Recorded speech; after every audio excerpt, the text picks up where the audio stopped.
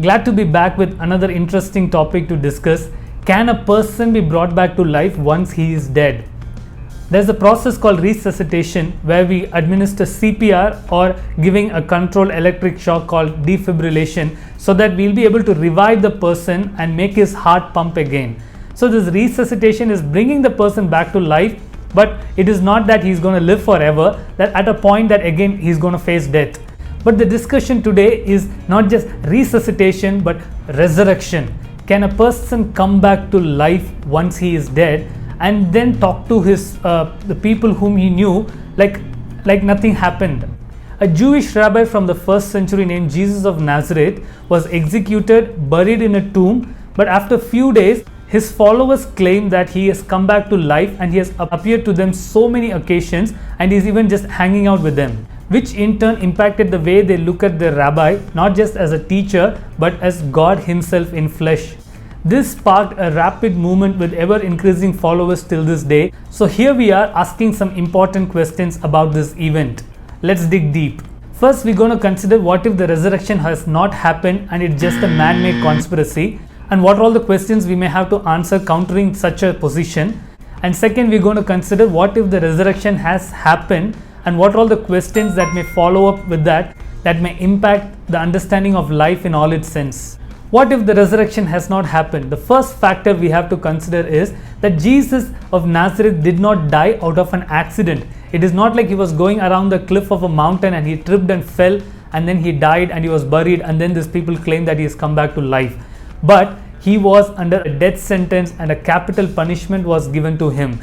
So it was in the approval of the governing authorities of those times and in view of multitudes of people surrounding, and moreover when they buried him in the tomb also, it was sealed and guarded by the same governing authorities. So when these followers after few days, when they are going around and claiming that their leader has come back to life, all that leaders has to present is the body of Jesus and debunk them in the early stage that whatever you are claiming is a conspiracy. But all that you see according to the historical document is they are trying to blame it on the frightened followers who have been fearful and frightened that they might get executed as a follower from the leader, but the leaders are blaming these followers as those people who came and stole the body in the night.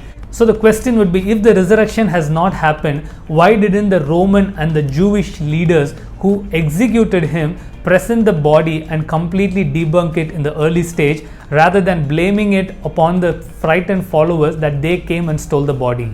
The second factor to consider before we go to the counter question is, these set of followers were severely persecuted, they've been tortured and many were brutally killed just for this belief that the leader they believe has come back to life. Apart from it, there is nothing that would really require them to be treated in such a way. So all these people have to really, if they want to escape, is just admit that they made it up. It is a lie. It is something that has not happened. But if you see that none of them in any extent of persecution or hardship were coming up to confess that it is a lie that we made up. You may ask, isn't there people that who are believing and who are genuine in their belief and they're ready to die for their belief? But here it is not just belief that we are talking about. Here we are talking about eyewitnesses who witnessed that, and nobody who witnessed and knew it would be a lie will go ahead and commit his life to be killed for that lie. These people are not just people who come to this conclusion out of a belief, but they are eyewitnesses of that event. So the second counter question that we have to answer if the resurrection has not happened is, why would anyone want to be killed over something knowing it fully well that it is a lie? For our third factor, we have a very interesting person. His name is Saul of Tarsus. If you look at his background, he is part of, in a way, connected to this community which in fact executed Jesus of Nazareth. Here Saul of Tarsus, he has been entrusted with the role to go around and arrest these early set of followers and put them in jail or stone them to death or treat them brutally. So he is a kind of a leader of this movement. He's been given the responsibility to snuff out this movement from any further expansion. But in the historical document that records his life, we find him having a vision of this resurrected Jesus, and his life completely changes and he becomes the most important proponent of this movement. If you see the New Testament, the Christian scriptures, at least half of it are letters from this person named Saul of Tarsus, who is regarded as Paul, and all his letter revolves around this theme that Jesus has risen from the dead, and he gives the affirmation that Jesus has appeared to more than 500 people who are still alive. So you can go around and check it out whether what they say is true. And one of the famous statements from this person named Paul is, if there is no resurrection, then everything is vain. For him, everything is centered around this event of resurrection, for which he was also later brutally killed for his faith. So the question that's before us, considering this factor, is why would an enemy of this movement, whose sole purpose was to snuff out this movement, become the biggest propagator of this movement? When followers claim something about their leader, it makes sense. Why would an enemy of this movement become the part of this movement and spearheads the whole mission of the movement?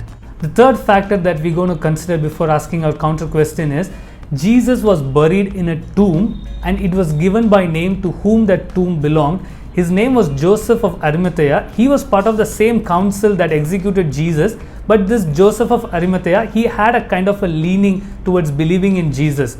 So he goes and claims the body, so he buries the body in his tomb, and that is where after a few days we find the tomb to be empty. So these disciples in the very early stage, they are going around and preaching that the tomb is empty, and they are mentioning by name this tomb that belonged to this person. So there is an open invitation for people to investigate these claims. If the resurrection has not happened, and if it is a closed tomb, I'm very sure these followers, being out of the affection and love for their leader, they would have really venerated the tomb to be something of importance. But all that we see is their mention of this empty tomb in all of their writings, and you see all through the first century, whoever are the followers or proponents of this movement, again and again mentioning about this empty tomb. So the question right before us is, what is the best explanation for the empty tomb? So moving on to a second aspect of looking at this event, what if the resurrection has happened, and what would be the counter questions that we may have to address? Considering all the factors that we discussed thus far, people may come to a conclusion that what if he has indeed risen again? So how it is going to affect us? But the striking question that we may not be able to ignore is, what is so significant about this historical figure Jesus of Nazareth that is able to defy death? We know all human beings or living beings altogether, we have the cycle of birth, life and death. If this person is able to break that equation, what is so significant about him, and what are all the other claims that we have to ponder? The second counter question would be, if resurrection or coming back to life is the whole point of what the leader wants to make these followers understand, wouldn't it have been a very easy experiment to just teach them that I'll be buried and I'll be in the grave, but I will appear to you in visions, and I'll be like a disembodied figure that will come and visit you whenever you gather and do this ritual or something like that? But very crucially, this claim is about a bodily resurrection, which would have been much more difficult, since there are governing authorities who are executing him and who are guarding the tomb. So certainly it would not be a fun experiment to teach the followers. So the question we have to answer is, if escaping death is the whole point, why not claim that it is a spiritual resurrection rather than a bodily resurrection?